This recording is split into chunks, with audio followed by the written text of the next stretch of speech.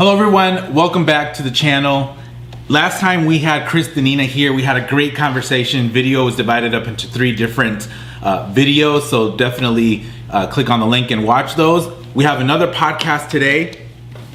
Oro Villalobos was nice enough to come and have a conversation with me, pro boxer, 5-0. So we're just basically gonna talk similar to the Chris talk, where we're gonna talk about where he came from, childhood, what led him to boxing, and then now his professional career, aspirations, training methods, mentality, focus, discipline, all of those things that are required to have a successful career.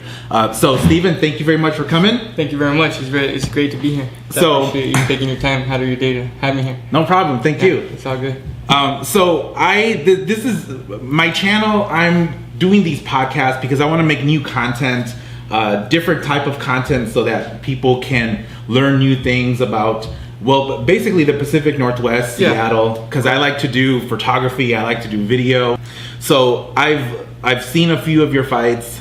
I've seen a lot of, I know all of the work that you put in and how hard you work. So that was one of the main reasons for me wanting to come and have a conversation with you, because I think that is really important. If the having goals and working towards your goals, staying focused, things like that. So I mean, we'll basically just have a conversation. Okay, cool. So, and then this is a good thing because I really don't know you very well. I just know what I see on social media. So I'm really looking forward to this conversation. So let's just get started by the basic stuff. Tell me where you're from, family structure, things like that. So obviously my name is Oro Villalobos. I was born in a small town in the Coachella Valley, Southern California.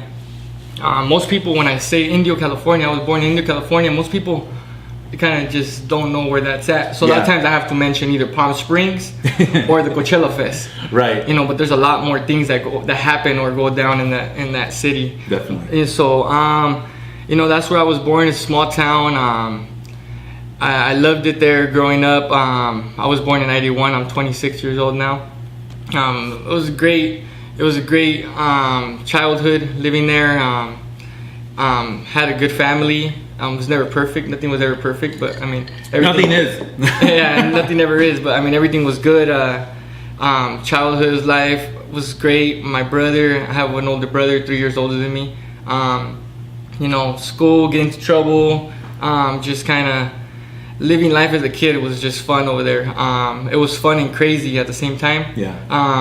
It was the environment that was around was kind of always crazy, a lot of gangs activities and just a lot of crazy things that would happen. But my family has always been pretty strong, so they kept us always kept you protected. Protected from everything like that. So it was all good. Moved up here 2001. So I've been up here for about 15 years now. Oh, okay. So so you were like I was 10, 11 years old. Yeah. So people ask me where I'm from, and I'll be like, I'm from Indio, California. People are like, you're from Washington already because you've been up here longer than over there. But I remember certain parts of my life and both here in Washington and California. But I never forget my childhood. I think a lot of that is what made me the strong man that I am today. So that's important. Yeah, I never forget. I think that's really interesting that a lot of people that having that connection there's a lot of value to that, and people they hold it close, because I'm sort of the opposite of that. I was born in Mexico. Oh, okay. But I grew up in Chicago. Okay. And my parents are still in Chicago, and I've been here in Seattle for about 15 years. But I don't really say, well, I grew up a little bit outside of Chicago. I don't really hold Aurora so close. So it's interesting actually 99% of the people have the appreciation that you do for the city where they're from. Where you come from. And sometimes I feel like a weirdo. Because it does not matter at all to me. I always like to just represent my hometown, just as far as like I also live in a small town here in Washington. Where is that? Burlington, Washington. That's where I live now. Oh, okay. So it's a small town north of Seattle, 50 miles, closer to the Canada border. Wow, that's far. Yeah. Well, again, I appreciate the trek out here. That's the traffic's not that fun out here. But it's only about an hour and a half with traffic, so it's not that bad. But Burlington's also a small town. Not much to do out there. But like you said, this is all about the Northwest, and I'm trying to start a boxing gym over there in Burlington. Since there's nothing around over there, it's something I'm looking forward to do, here pretty soon. Okay. So that's definitely. Something that'd be pretty cool that I'm trying to do. Let me know when you need some video or some any type of work, whatever for that gym. That's awesome. That's why I never hesitated. Right when you hit me up, I was like, man, let's make it happen. No, that's perfect. Interview going. I'm a big proponent of bringing more attention to boxing in the Pacific Northwest. Yeah. Support these smaller shows. I mean, because there's, of course, the big show is at the Queen. Yeah, it's not. And there's smaller shows now, so I try to do my best to make it out to those shows, because I've been trying to get on that Queen show since I started boxing. It's harder than, I don't know, the people there don't want to fight me, or if the promoter don't want to give me fights or something, but that's where I'm trying to get, hopefully get some fights sooner or later. The matchmaker digs me, so we'll see where maybe we'll see what we can work out later on. No, so that's super good. So in Burlington, how did from Indio lead to how did I lead? It's a far drive, right? Yeah. So it just. So let me talk about a little bit, about my life in California. Okay. A little bit of my childhood in California. Growing up, I was raised with my mom and dad. My mom's Sylvia Camarena. My dad's Gustavo Villalobos. Like I said, I had a good childhood. I remember going on fun trips all the time. My dad, he still does, and he always worked for like a big hotel companies and stuff, for Marriott's and stuff like that. So we'd always go out on trips and travel, Disneyland, just go out and do kind of fun things. A lot of the bad things that came along with childhood is just pretty much like being around, the environment of a lot of gangs. I had uncles that were involved in gangs and all that kind of stuff, so it was just always around us, but we never seen the bad in it. We just kind of it was just normal for me, just to kind of be around everybody. Everybody was like family to me. So that's something I really remember from California. I had 4 uncles to look up to, which were all my mom's brothers, and they all had a little impact in my life. Somehow they all impacted my life. Either they were just people I could look up to. Like I said, my dad was there until I was about 11 or 12, until we moved up here. My uncle was involved in gangs and all that kind of stuff, so he got himself into a situation where it might have been better for our family to just kind of get out of town and just kind of avoid any further problems down later on in life and stuff. So my mom just kind of wanted to protect us. My uncle told her to protect us, just in general, just kind of get us away from all that environment. Give us something new, give us something. I had an uncle over here living in Mount Vernon at the time. Oh, okay. So there was a little connection. Yeah, it was a little connection already. They'd always come over here and work from, when there were immigrants from back in the 80s and the 70s. They'd, come from Tijuana, Sinaloa, where my grandma's from, and then they would, they first migrated into Indio, and from Indio they would come all the way over here to work and stuff like that. Right. So then they always kind of knew a little bit over here. So I think my mom might have had that in the back of her head, the whole time, like maybe when my kids are old enough, maybe we'll take them out there and give them a better life. So I think that's what she did. She did everything she could for us. She brought us up here at the age of, I turned 11 the 2 days after I got over here. Okay. My brother was 14.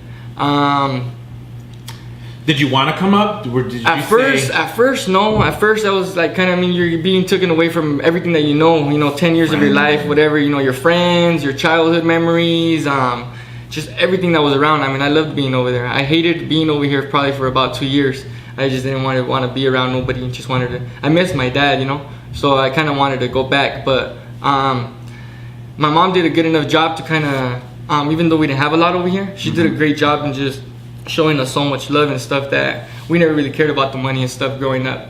We were just more focused in helping her out, making her happy, making sure she was comfortable and all that kind of stuff. So that was the major decision on why she brought us over here, to kind of get a better life.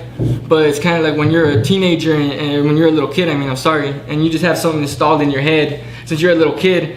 I just believe that once we got over here, me and my brother, I mean, we didn't know nothing else but what my uncles and all of them have kind of taught us and stuff. So, you know, we just kind of, you know, started growing up. You know, I was already in gangs by the time I was 13 years old. I was, you know, already hanging out with the wrong crews and just kind of, you know, everything that comes along in Burlington. You know, so I think that's interesting that we got taken out of the environment. It's like it tends to like magnets, right? Yeah. So I mean, that was kind of like but it was at a whole different level over here than it is over there. Regardless of the fact, you know, it's a lot different.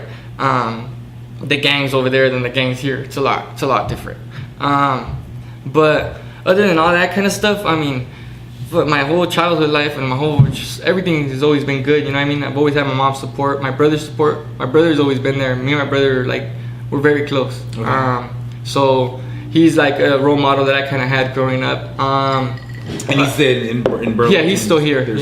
He's still around. So he's only 3 years older than me. So he's always supported me out throughout my whole, you know. He was pretty much my dad, you know what I mean? Sure. Since when we moved over here, it was just me, him, and my mom. So, you know, it was we have a very good, a very strong bond. So like when you were still in Indio, you know, 10, 7, 8, 9, 10, did boxing come into play at all there? Yeah, so that's the thing I remember. When I was a little kid, you know, now that I'm really into boxing, I go down and train with Joel Diaz and Antonio Diaz, you know, world class. One was a world class fighter, one was a world class trainer. When I was a little kid, they were world champions. You know what I mean? Antonio Diaz was a world champion. I remember they live in the same town as you. They train probably 7 miles from the house that you're living in, broke and everything. And then you see there's a gym in the other side of the city, and you know they're doing some big things. You know, so as a little kid, I mean, it's hard not to be inspired by somebody like that. You know, so they were a huge part in like my childhood memories, kind of being very like, you know, wanting to do that. I actually did boxing with them when I was 8 and 9. I did it for a year, but you know. Well, who took you to the gym? Who took me to the gym? My mom took us to the gym. My mom took me and my brother to the gym because it was in the Coachella park where we used to do pee-wee football. We used to play for the Coachella Raiders. Okay. So we had the whole Raider outfit, the pirate and everything, the whole exact Raiders gear, but we were just from Coachella. But it was kind of funny. So it happened to be right next to the boxing gym. Oh, okay. So we seen that, and my family's always been a big boxing fan. I remember, you know, we'd always pull out the TV from inside the house, outside the house. The neighbors would come. You know, it was this little small covert, and it was called Covert Track where we lived at. It's probably like 30 houses in that whole block. Yeah. So a lot of people would come over and just watch, you know, Tito Trinidad versus De La Hoya back in those days. I remember watching, you know, the Chavez fight versus De La Hoya, obviously. Watching a lot of those fights was a good as a kid. Yeah. Those guys are the two of my idols that I've always looked up to. That's I think where the seed was implanted into the boxing, like where I was like, I know I want to do something one day in my life, but I didn't really know what I wanted to do. Did your uncles encourage the boxing? Boxing was never. Boxing never really in my life until 3 years ago.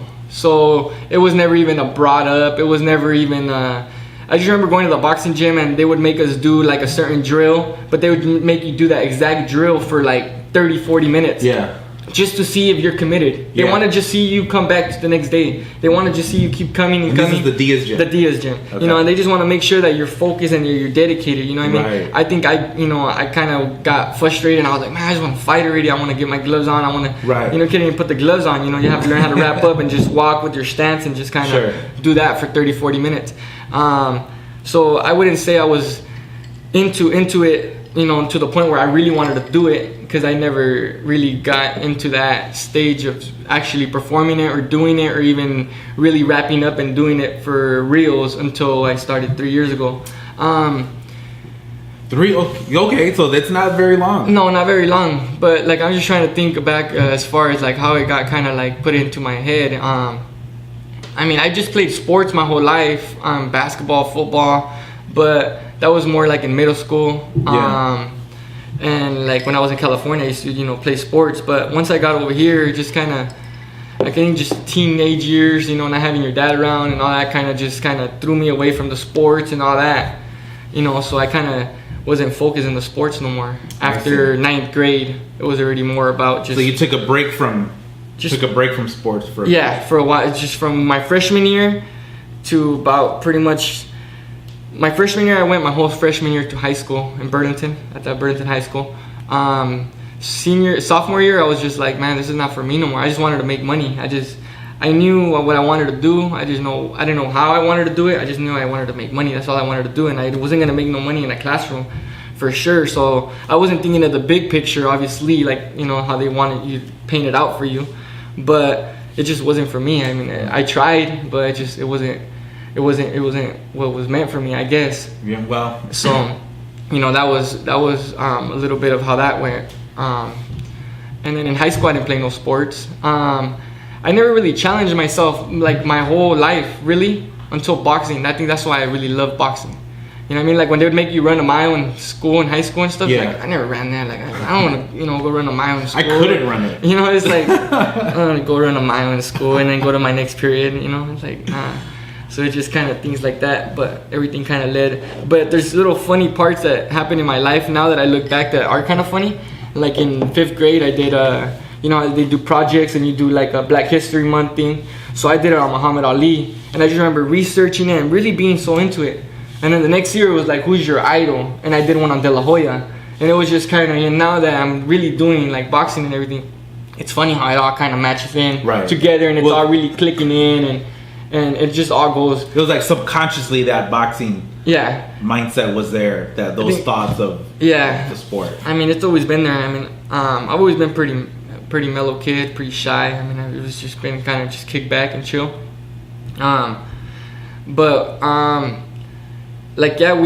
Once we got over here, it was kind of more like you're from California, so you're coming into another area where a lot of people, like I said, the gangs over here were different. So just because we came from the southern area of California, people over here, they're in the north, automatically set us up to be, you guys are Sureños, you guys are from the south, you guys are from the south. So to us, it was kind of like, if somebody tells you like, hey, take off your blue hat or take off, are you going to do that? To us, it was really not, we didn't have that option. It was just like, you want to take this off me, you take it off my back yourself, So we would have to defend ourselves to kind of, and that's just kind of how everything evolved into kind of like me and my brother getting into like little fights after school, going out to dances, getting in fights, and just doing certain things that, I've always had that fighter mentality in me. I've never been the person to start a fight or, just be rowdy and just want to start fighting or nothing. Yeah. But I was always the first, I'd like to just jump in when somebody disrespects my family or does something like that. I was always the first protective. Protective, yeah. Just very protective with my family. Me and my brother have always been like that. So sometimes like somebody would want to fight me and he would fight them, and then somebody would want to fight him and I'd fight them, It was just kind of would just depend on how it would work out. But other than that, Burlington, it's a small town. There's just I feel like it's so limited in the things that people can do around there. Right. So that's why now that I have like this platform a little bit with the boxing thing, I'm really trying to do something in that small town now. And do it for the the kids that were 11, 12 years old that were like me when I got here from Washington. Right. Imagine how many kids there is like that in Washington that need boxing and they don't have boxing. Right. You know what I mean, there's a lot of other or just parents or uncles or friends that would want to take their kid to a gym. Yeah, of course. No, that's really good. So that well, the impressive thing here is that even though so 5 fights is you're getting there, right? Yeah. You're getting there, but you're already thinking of giving back. Yeah, I'm because you've benefited from it.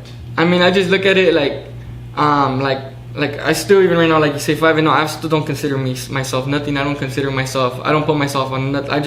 I'm just doing what I've always kind of like. So let me just explain to you how I got into boxing. So how I really got into boxing was after I dropped out of the school and I couldn't do none of the school stuff, and I just started working. I worked at a winery for 4 or 5 years. After that, I was a chef at a restaurant, Skagit Golf and Country Club in Burlington. I was there for about a year, and after that, I was just like, man, what do I need to do with my life? You know, I struggled with alcohol and other bad habits since I was 13 years old. You know, that's something that a lot of people don't really know about me. I see. But the people that know me, they know. But I mean, obviously, other people, you know, watching this video and all that kind of stuff, a lot of people don't know that about me and stuff. You know, I had a very bad alcohol problem since I was 13 years old. You know, till I was 21 years old.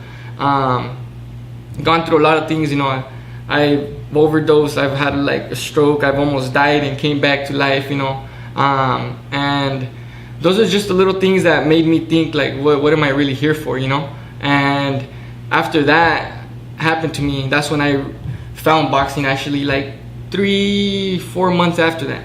And then my first daughter was born. I have a 5-year-old daughter. So she was born, and that's when I started thinking like, I have a daughter on the way. What are my plans? What am I gonna do for her? What am I doing? Yeah, so she's walking around the local mall in town, and they have this academy called Kala Academy. It's like a mixed martial art place, you know, and at the time I think they were barely starting a boxing class. Okay. So me and my brother passing by, and this is in 2014. So we're passing by and we're just like, you know, you guys teach any boxing? They had a guy there teaching boxing that had no amateur experience, no professional experience, no type of experience, you know. Yeah.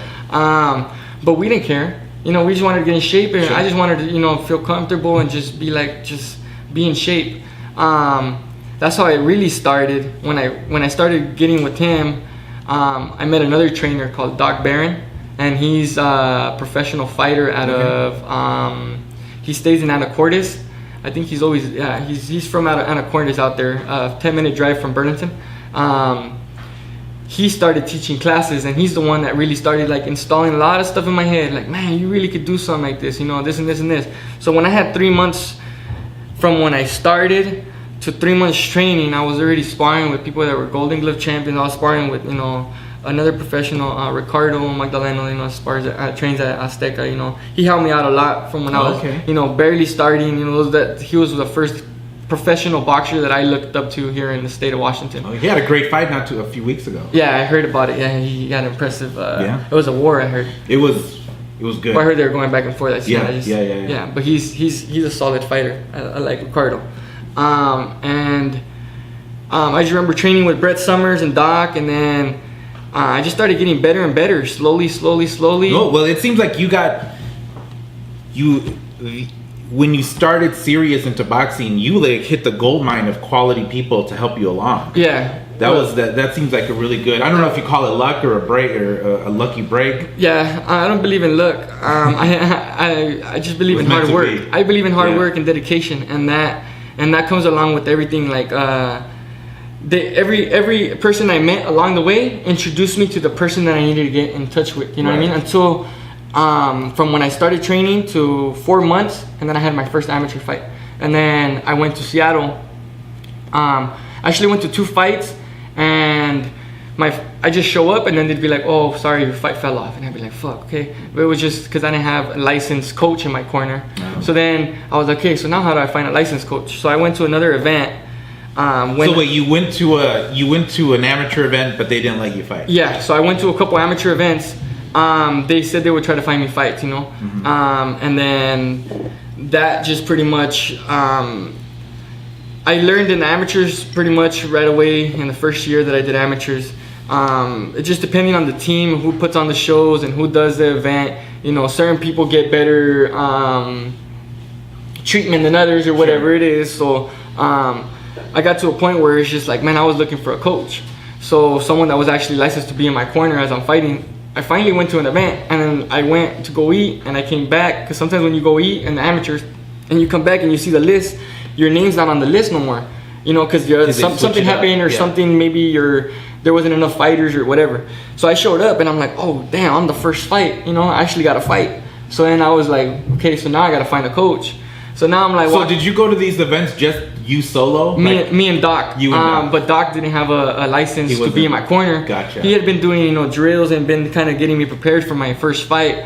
But like what my mindset was already going into all those was like, man, if I fucking lose, I quit. You know what I mean? And it was just like, cause that was just my mindset. Cause I didn't want to lose. You know? Was it an instant gratification that's what you wanted? Like I didn't really know what I was getting myself into. Honestly, like I just knew I wanted to fight in the ring, and I just wanted to fight in there. I didn't have one person come out and watch me from where I'm from. Not one single person. Yeah. You know, I just pretty much did it on my own. Went up to one of the coaches. I just me personally, I've always wanted a Mexican person in my corner. I just feel like that's the type of coach that I need in my corner, just that's gonna get the best out of me. You know what I mean? So I asked one of the Mexican coaches there, you know, hey, can you help me out? I have a fight, you know, I need some help. And he kind of gave me like a look, kind of like, like, you know, like he didn't really, like, you know, I'm not his fighter, you know what I mean? So he was just kind of like more worried about his fighter. So I said, all right, cool, it's all good. So I just kind of kept looking. I go to another coach, was Joaquin Mendoza, my coach. And I said, my current coach. I said, look, here I have a fight, my first fight. I have no corner. I have, you know, I don't even have somebody to wrap my hands. Can you wrap my hands? I'll pay you. You know, whatever you need, I got you. And then he says, no, mijo, no te preocupes, don't worry, you know, I got you. And then, you know, he wraps me up. I go in, stop the guy in the first round, you know what I mean? And I surprised myself, you know what I mean? With the little bit that I had learned, I think I was getting pretty good sparring. That when I went in there with this guy that had zero experience just like me, I took him out fast. In the first round, the ref stopped it. You know what I mean? I went, from there on out, I never looked back. I just went on forward, 8-0. So what did Joaquin say? Joaquin, so right after that, you know, when I told him, look, can you please, you know, how do I get in contact with you? I want you to be my coach. I took out my money. I was, you know, $200. I said, here's for wrapping up my hands. And he said, no, mijo. He says, I don't want your money. He says, because, you know, when I came from Mexico over here to follow my dreams, he says, I had 26 professional fights in Mexico with only one loss. I came over here to follow my dreams, and I didn't have nothing. Nobody helped me. No one ever did nothing for me. And now that I seen you, you remind me of me. So I don't want your money. He says, I just, you know, if you want to train, come train. It seems like you guys had that instant connection. He saw potential in you. He saw your motivation, really. I mean, for a kid to not have a coach go to a tournament and then go to coaches and say, hey, help me out. I mean, that shows. I didn't really have another choice. I just wanted to fight. Because you wanted to fight. Yeah, I wanted to fight. So, I mean, but like I said, ever since then, you know, what my mindset was, and like you know, I had mentioned to you, my mindset was, you know, if I lose, I quit. You know, that was my mentality since I started boxing. Well, tell me about the fight. So the first round. Okay, so the first round pretty much goes in. Nerves, honestly, I didn't have no nerves. Because even I remember Keith, which is one of my managers now. He asked me, he's like, hey, are you a little nervous? You know, it's alright to be nervous and stuff. And I said, hey, Keith. So Keith was at your first amateur? He was at a first amateur fight. He had fighters there fighting too. Okay. And I was always telling, like I always tell everybody, I was like, Keith, I'm going in there with another guy. It's just one-on-one. I was like, I have to worry about getting jumped and guns being pointed at me and shit like that. I was like, I'm not worried about you going in there against another guy. I told him that was just my honest opinion, and he was like, let's get him, man. You know, let's get him. And right when the bell rang, I mean, I went out there. I didn't know much besides a 1-2 and a jab. 1-2 and a jab. I won that fight with the jab and a 1-2. I went out there, started sticking my jab out. I think I hit him with a good like 4 or 5 jabs that kind of started hurting him, popping his head back, and I just got him with a couple 1-2s. And then he got dazed towards the end of the minute and like 50 something seconds, so the ref kind of stepped in it to kind of give him a, you know, when I start the amateur fight, it's only 2-minute rounds, 3 minutes. Sure. So I was a novice fighter. So the ref checks him out, and then he just kind of too out of it that he just didn't let the fight happen. And the amateurs, I mean, I believe in the amateurs, they stop it a lot sooner than they should, you know. So I was just more excited that I had got the win, so I didn't really care if they stopped it or not. I was just happy that I won. You know, that was my goal. So I was like, I just want to go in there and win.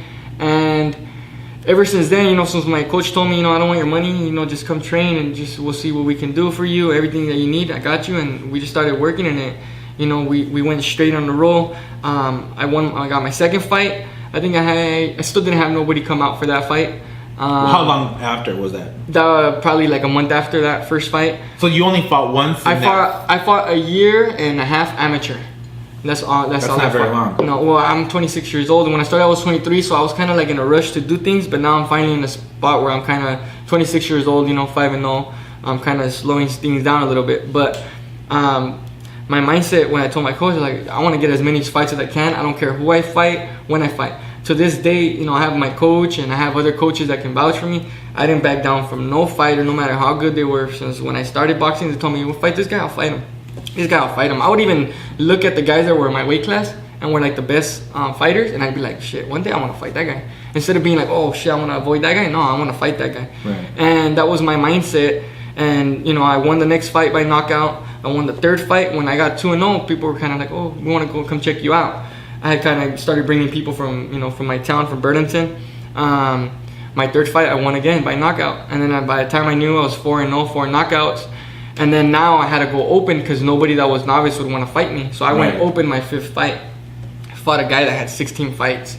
I forgot his name. I just know he's never boxed since. I think I retired like the 4 or 5 fighters that I fought that just never fought amateurs. I actually retired Marcelino Reyes, which is a boxer out of Oregon. He's I think like multi-national champion, had like 88 wins with like 1 defeat when I fought him. And I fought on my 7th fight. People were saying he was gonna knock me out. You know what I mean? I went in there and beat him up like it was nothing. And by that time, I didn't have no fear. I think because I was already 7-0, 7 knockouts. That my coach had installed so much. He made me the confident fighter that I am. You know what I mean? He never wanted me to be a cocky fighter, a flashy fighter. Somebody that kind of shows off in the ring. Right. He didn't like that style. He just wanted to be straight. Disciplined. Be a direct, up and down, straight like boxer. So your first fight you won with jabs and 1-2. Jabs and 1-2. And then that was a TKO. You got your coach. And how did you respond to different types of trainings, like 5 and 6 punch combinations? Well, that's what I learned with my coach. A lot of, I believe the mitt work here in Washington, a lot of people, like coaches, don't really do mitt work. And when they do mitt work, it's kind of like more basic, 1, 2, 3, 1, 2, uppercut. And with my coach, it was just punches from angles and different, just throwing 1, 2, 3, uppercut, hook, right, body, and then moving, slipping, moving back. It was the closest thing that I got to an actual fight without fighting, and he was just holding mitts with me, you know what I mean? Right. But that's kind of what, So had you done that type of mitt work prior to that? No, never. You know what I mean? So it was just and no matter where I would go to different gyms and stuff like that, I just never seen when I'd get done, I had like that, where I left it all. Yeah. I left it all in the gym, And that's how I felt with my coach. It was just all the time. I drive up there, and that's another thing that, I think, but when you want something, I'd show up, I'd be the first one to the gym, and my coach would be like, "This kid drives from 2 hours and a half away, and he's getting here before you, telling the kids, and you have to walk here 5 minutes." Yeah. And it was just part of my dedication. First one in the gym, first one working out, one of the last ones to leave. I just wanted to take everything in. My coach had at the time he only had 1 national champion, Anthony Garay, was 22-0. Considered, I think, the best amateur boxer, around here. He was talented kid, super good. He made him a national champion. So if he was in the gym with me every single day, and I would just watch him work, even though he was 14, 13 years old and I was 23, I would still look at that kid like, man, I want to be like him somehow. Well, I mean, skills are skills. Skills, right? Yeah. So I was just like, I want to get. I see him show up to the gym with 3 belts on him, and I'm like, I want some belts too. Just showing up with national champion, silver, from Missouri, and then another Golden Gloves, and I was just like, man, I want that. So it was a little funny. One time we were training with Brett Summers, which is a fighter that was in Arlington, and he was a amateur champion too. He has all kinds of Golden Glove jackets, and he starts passing them out, and he's like, "Hey, let's take a picture," and I was like, "Nah, I don't want to take a picture with that one," I want to make sure he was passing out his own, like, let's all get a picture, just because after training he just kind of wanted a cool picture with everybody. I didn't want to put on that jacket because I just didn't feel like I deserved it. I didn't feel like I had earned it. I didn't think the jacket was shared.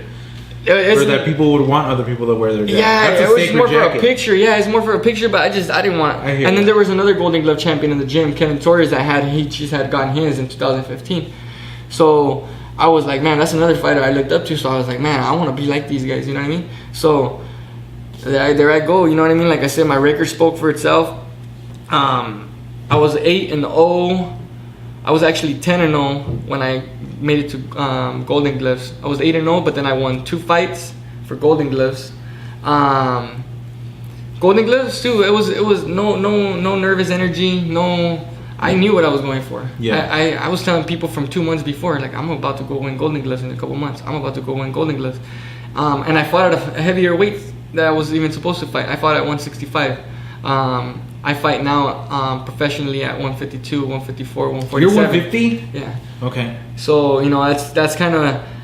I walk around 155, 160. Sometimes after when I get done with the fight and I have a couple months off, I might, get up to 180 if I want to. And then just kind of slowly... But like I said, I do everything right. I don't just go days without eating or days without dehydrating. No, it's always a plan, That's a lot of things that I learned in the amateurs. There's a lot of things I did in the amateurs that I wouldn't do in the pros. But it was just because of the fact that I didn't know, you know what I mean? Yeah. On how to do certain things, or I would go into the sauna. I would be 4 pounds over the day before, or the day, 2 days before, and I'd be like, okay, I'm not drinking no water because I don't want to gain no water weight. I'm gonna go in the sauna in the morning. I'm gonna go in the sauna at night, and then by the time the fight would come, amateurs fight the same day. You have no energy. You're done.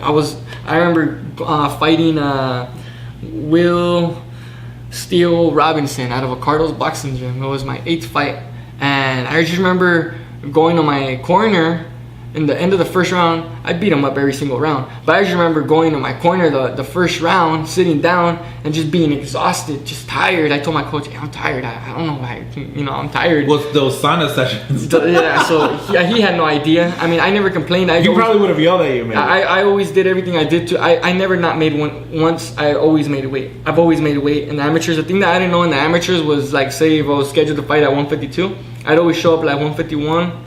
151.5, 150, just to be sure and under, to be professional. But the amateurs, everybody would show up fucking 5-6 pounds heavier than me. Yeah. And they would be like, oh, the fight's still legal. So then that's when I learned, like, oh, okay, there's some tricks to this. So, like I said, But still, so what and I'm going back to what I spoke about before, where your mindset is. Yeah. And you said the word professional. Yeah. And correct me if I'm putting words in your mouth, but being a professional means more than just having a license. Yes. It's the decisions you make. It's how you go about. It's how you go about your day. If you're a professional boxer, it's just there's 2 different types of professional boxers. There's but the boxing, it's one of the hardest sports to do because it's like people don't see how much time, money. Just you sacrifice everything that you have for this sport, but if that's the only thing you're dedicating yourself to, where's your income coming from? Where are you getting help from? How are you gonna keep your boxing stuff going if you don't have no help from nowhere or nothing? So it's hard on a lot of people. I know a lot of people that wake up in the morning, go run, get back home, shower up, and then they go to their 9-to-5 job, and then they're boxers at night, and then they go train, and then they have a fight in 3 months. To me, it's like, I wake up in the morning with the goal and the dream that I'm like, my amateur career, I made it as far as I could. So now that I wake up and I actually have a goal in my head, I just wake up. I train 24/7. There's never a time when I'm not training. I'm always training. Because it's my job. So you said as a professional, it depends what kind of professional you are. Because I know some professional boxers that are not dedicated and disciplined like they should be. Even major boxers that are on TV and stuff, Oh, yeah. So, that just goes with everything. It just depends on how professional you want to be yourself. Right. It's not just about getting the license, you know what I mean? You gotta, to me, once I sign a contract, that's like, I forget about everything. Right. I forget about birthdays. I forget about holidays. I forget about I block out everything except the date of my fight, and that's the only thing that I have vision in my head. Right. And that's, I think, why I get so locked into these things. And that's probably, why I think that's one of my biggest challenges, to this date. It's just balancing my boxing life and my just social, just my, you know, my family, my daughter, you know, being around people that I love. I miss all that, but at the same time, I know why I'm doing it. I'm doing it for them. Right. Even I think now they all understand it. You know, like at first my mom was just kind of like, well, what are you doing this for? Like, she didn't know. Like I said, when I was in the amateurs, you know, there's no looking around to see, you know, to wave to your dad Sure. or to your, you know, to nobody, because nobody was there. But that just shows that I was determined. Your goal was for you. Yeah, you weren't trying to please anyone. No. You weren't trying to get kudos or pats on the back or praise for something. You had a goal in mind. You did the work to reach your goal, and you were successful. But it was for internal satisfaction. Yeah, it still is. I mean, that's you have to do it for yourself. Because if you're being forced to go in there, you're not gonna go in there with the same intensity. If you're being pushed by somebody, or if you're just desperately doing because it's like the only thing you know how to do or something, I mean, you always have to have a second, you know, plan or a different option. But I mean, when you have that strong mindset and you're just very, like, you don't have time to second guess yourself and, you know, have all those little negative they pop up, you know what I mean? Like right. We were mentioning, like, well, you think some days I don't want to get up and, you know, and not go run and you know what I mean? To me, it's almost like I train my body and I train myself, like, you need to get up and run, or else, like, I don't feel good about myself and stuff. Right. So, but yeah, I mean, I do have some days where I'm just like, man, I don't want to get up today. And it's not because I don't want to, it's because I just got done maybe doing like 18, 20, 30 rounds of sparring in the last couple of days, and my body can't move like I am right now. I'm just like, you know, beat up and tired, and I'm just like, you know, just nonstop training, but I can't stop. I mean, those are all, I mean, that's normal, right? We're human, and your body needs to rest. Where the mind kicks in is the next day, when you don't have those, when you're not sore, when you're not tired, to be able to say, all right, vamos. It's back to it. We can't, because with me personally, well, I'm fat right now. And I'm fat because I do really well.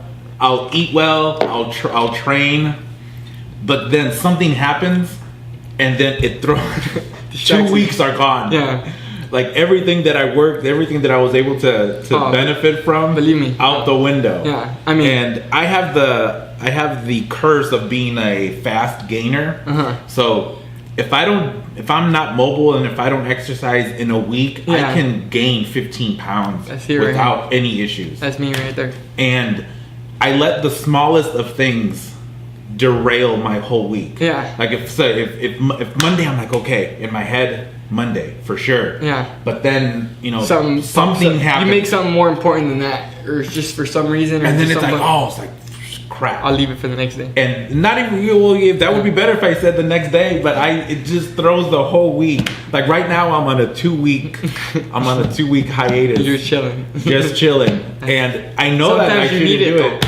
So that basically tells me that I have zero future in any sort of professional sports. None at all. I'm still looking. I mean, I feel what you're saying there. I mean, to me, I look at it in a different way, because it's like I'm trying to get to somewhere. So it's like, if I do stop, I mean, I can, like, and I do when there's certain for my body and stuff. But if I just stop to not do nothing, I just feel like someone out there is, you know, advancing, and it's just like, it's gonna take me that much longer just to get back to where I was 3 weeks ago, and then I still have to keep up with that person that's, you know, doing all that much more. Right. So to me, it's more about, instead of beating myself up doing the same thing every single day for those 7 days, it's like, no, we switch it up. Okay, so maybe this day, Monday, we go out for a 5-mile jog, and then after that we do boxing in the afternoon, and we spar and we train. The next day there's no more running. Maybe you go on a bike, and then after your biking, you go do your boxing. Boxing has to be done every single day. That's just more of your memory and everything that kind of comes with the whole boxing thing. So I train the actual boxing at least 5-6 times a week. But with your coach? Not with my coach, just in general. With my coach, maybe 2 times a week or 3 times a week. And all that comes along with everything. So, you know, I have my nutritionist, so I'm taking care of what I eat.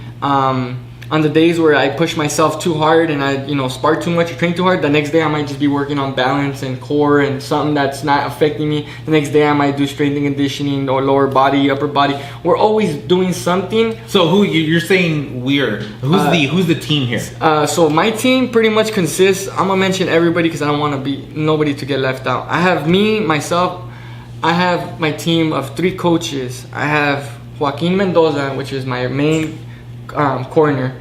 I have Paco Reyes, which is another elite fighter that used to fight out of Washington Northwest. He's been there since day one. He supported me. He's in the boxing. I've noticed there's a lot of jealousy and hatred. A lot of that type of people don't realize that I've been doing this for so little and they still hate on me, but that's all good because that means I'm doing and I'm leading and I'm getting above these guys that have been doing all this stuff since they've been little kids, but I don't look at them. I don't waste my time spending on that. I just focus on me and then do what I need to do to keep advancing, and that's pretty much the only thing I pretty much focus on myself and not getting distracted by any other little outside stuff.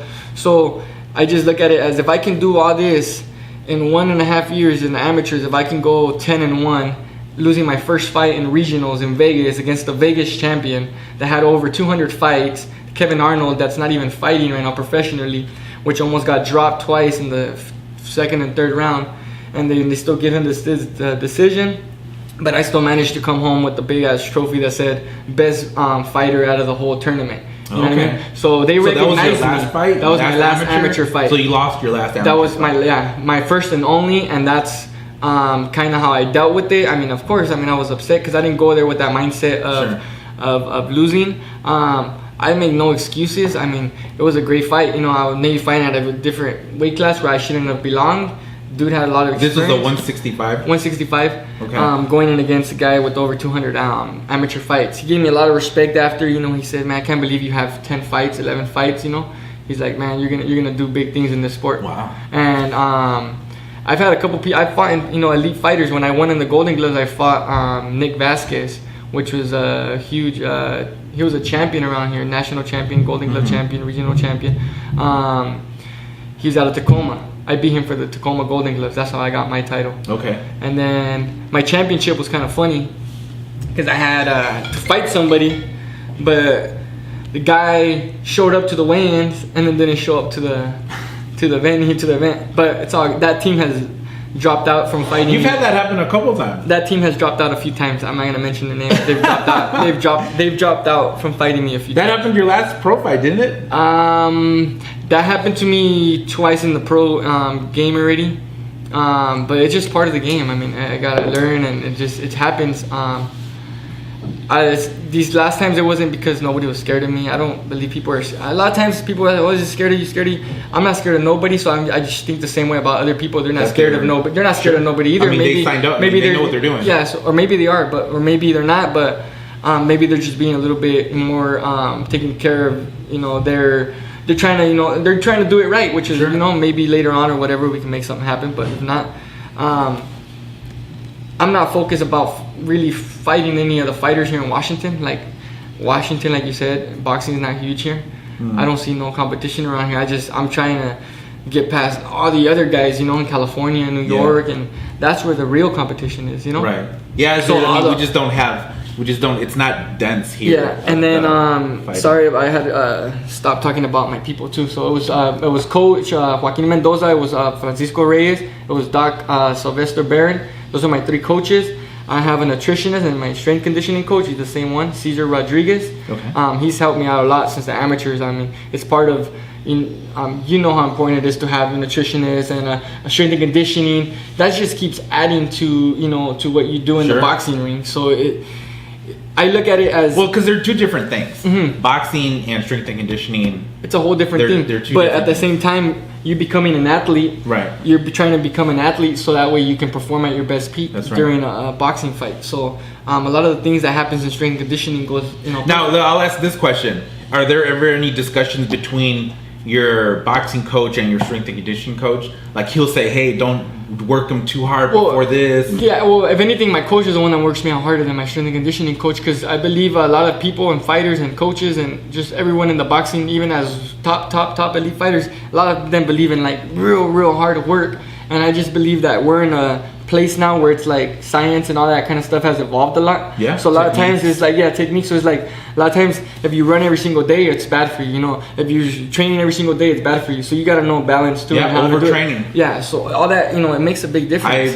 Have never even come close to overtraining, but it is a thing. Oh man, that's good. That's good stuff. I take a class and my default position is hands on knees, bent over, trying not to pass out. I have great I have some great respect for you guys, for boxers in general, because it's, I've only sparred a few times, and I don't like to get hit. Yeah, I don't like to get hit. I'm uncomfortable with it. Yeah. Like, it is totally not my thing at all. But I just enjoy participating. Yeah, and being around it. Yeah, it's kind of. I don't know. Maybe when I'm 45, it'll go away, but probably not. I think it just comes with everything, as far as like why you get nervous, why you get. It all comes with preparation. Yeah. So the one. Okay, so even though I've been involved in boxing for years, I've really only sparred maybe 4 rounds in my whole life. So nothing, right? So if you think about it like that, it's kind of like, of course you're going to feel uncomfortable, you know what I mean? But if you're in there 4 times a day, you know, doing it for 4 times a week, you know, you're going to start getting comfortable. Because you know what I mean? the last time I did it, then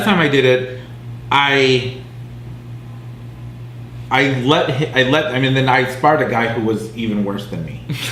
But I let him hit me a couple times. And it didn't feel that bad. Yeah.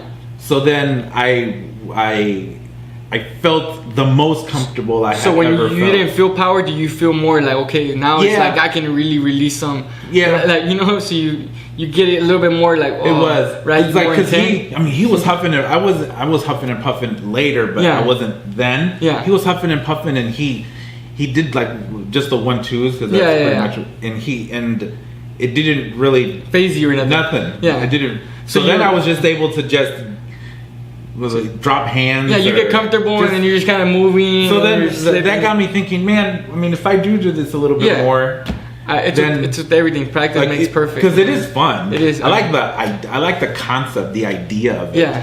But when I don't think I'm gonna get it. Like even with sparring, sparring, there's a lot of ways you can go sparring. I spar, I try not to spar more than 3 times a week. Even when I have fights all the time, I learn a lot more when like I'm just working on my technique, and I'm just kind of. But don't get me wrong, I love to spar. You know what I mean? I love to get in there and bang. But it is kind of hard to find people. Like, to me, it's different. When I was first starting, right, I had a couple months in, and I'm getting thrown in with guys that have been boxing for 5-6 years. They didn't take shit easy on me, you know what I mean? They're going hard on me. But me, the person that I am, when I'm going in with somebody that's less talented than me, even if they have amateur fights and stuff, I'm not trying to, stop somebody else, or even if there's a slight chance in them wanting to do it, I'm not gonna go ahead and, hurt their dreams or try to mess up their, because like if I really want to get better, I'll just go spar somebody that's really good, you know what I mean? But sometimes, there's kids that want to get in there and spar with you to make them better. Sure. So I just help them out. Instead of me hurting them and stuff, I help them out. Because that's part of the learning process that I'm trying to do later on after this boxing game, Yeah. I'm trying to teach and trying to, really get into this. Right. But as far as now, my mindset is just to fight. I just want to keep fighting. So you had a great performance. Well, you said you had a good fight your last. I had a good fight. Yeah, amateur. But judges just saw it a weird way. Yeah, they just it happens all the time, and the amateurs happens in the pros. So it's just something that happens. It's boxing. It's just boxing, And after that, another, not an excuse or nothing, but that, like, for that one, like, my coach didn't even go down there, so I was pretty much down there by myself. Sure. I wrapped myself up for the fights. It was the first time being without my coach, so I was kind of a little bit like, damn, like, what do I had to depend on Tacoma boxing coaches, and I've never really, I don't know, we just never really had like that communication like I had with my coach. So it was kind of like when I'd go to the corner, it's like, what do I do? They're kind of like, well, do what you did against our guy in Tacoma, you know? They're still hurting that I beat their champ, you know? It seems like it was a good fight, but the judges just didn't see it. Yeah, I mean, it happens, you know? It happens in boxing, it happens in amateur boxing, it happens in professional boxing, you know? At the highest levels to the lowest level, it happens here, it happens everywhere. I've seen a few. Yeah. But if you're the big name, you know. Yeah, that's when it the really, way it goes. They make it seem like that matters a little bit more. So who do you think the big names are in the Pacific Northwest now? Hey guys, thank you for watching this video. If you liked it, definitely hit the like button. And also subscribe because I'm going to be coming out with more videos next week. Now, Steven has a fight this Saturday at Green River Community College, and that's October 28th, going for his next pro win. So if you're in the area, I definitely suggest you check it out. Information is going to be linked down below. So thank you very much, and see you in a bit.